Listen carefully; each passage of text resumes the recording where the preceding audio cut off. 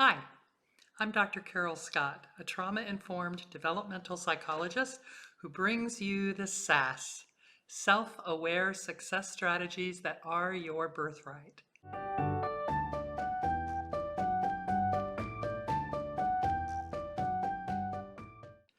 In this video, I reveal the origin of defensiveness, an ineffective relationship strategy many of us fall into.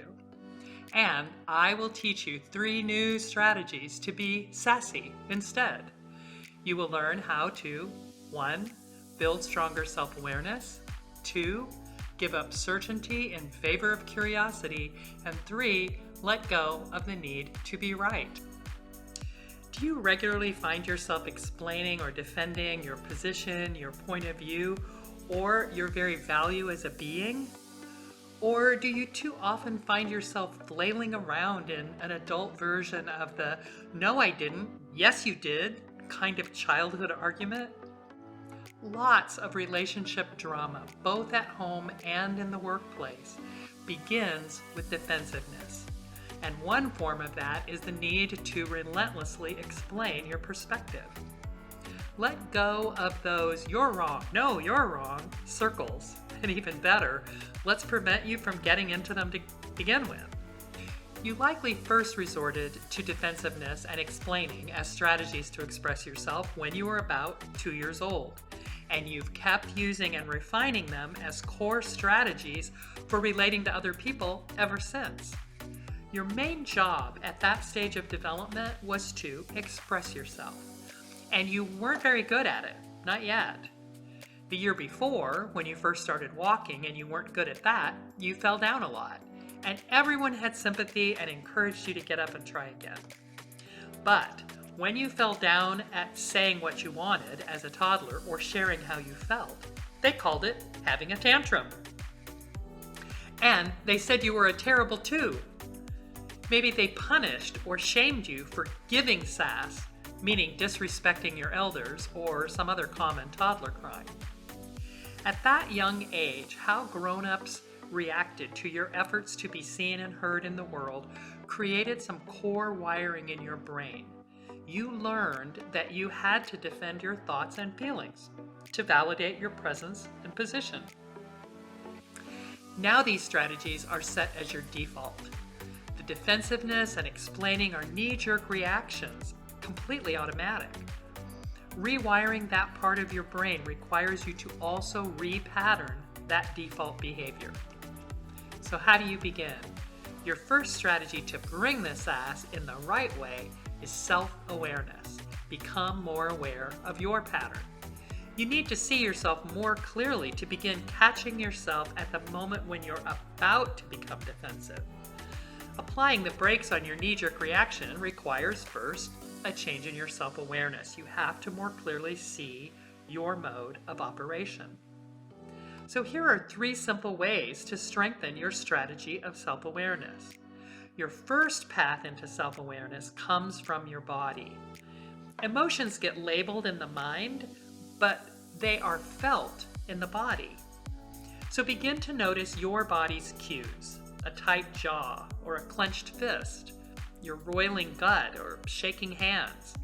Learn your body's tells that you feel attacked or hurt by what someone is saying to you or by the look on their face. You can't change your behavior pattern if you aren't aware of what triggers it.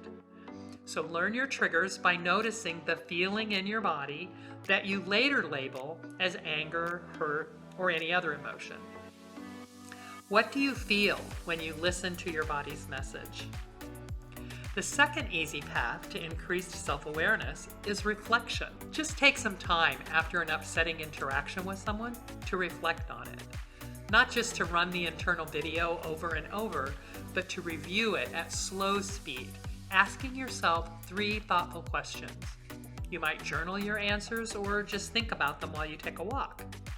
What might you learn from asking these 3 questions? First, ask, what actually happened? What did they say or do that first got me reacting from a place of defense? What were the actual words used, the tone of voice, or the expression on their face? Then ask, What did I hear? How did I interpret those words, that tone of voice, or that expression? What did I believe they were implying about me? What opinion or judgment of me and my capacities did I lay on top of what actually occurred? And then finally ask, why do I care? Why is their opinion or judgment mattering to me? What weight am I giving it, and why? The third path to increased self-awareness is outside input. Ask the one who loves you best to help you see yourself more clearly. This person might be your spouse, your sister, or your bestie, maybe even a colleague or a coworker. Who do you trust as an advisor in your personal growth journey? Who will tell you the truth without hurting or shaming you, and keep your struggle private, just between the two of you? Pick someone you know won't gossip about your learning curve. Once you know who you trust for this feedback, invite them to notice when you are reacting defensively or over-explaining to convince another that you're right, and lovingly point it out to you. You can ask for a signal in the moment, like tug your right ear, or ask for a debrief at a later time. So there is your first of 3 strategies to be sassy, rather than defensively explaining and defending yourself. While you are increasing your self-awareness with these tips, you can also be developing skills with 2 new strategies to actually replace defensiveness. Your second sassy strategy is to adopt curiosity over certainty. If you want to strengthen your relationship, standing firmly in your point of view is not usually the road to take. Your certainty that you've been attacked can be converted to curiosity about what happened once self-awareness allows you to notice you're about to start defending. Instead, you can take a deep breath and ask, why do you say that? With genuine curiosity, not a cranky, why do you say that? That's defensiveness. Or ask, what do you mean by that? And then listen until the person stops talking. Can you see how getting curious and listening also has the added benefit of increasing self-awareness even more? Now remember, I'm not advocating the kind of sassy sass that you got punished for as a kid. My sass is about self-aware success strategies.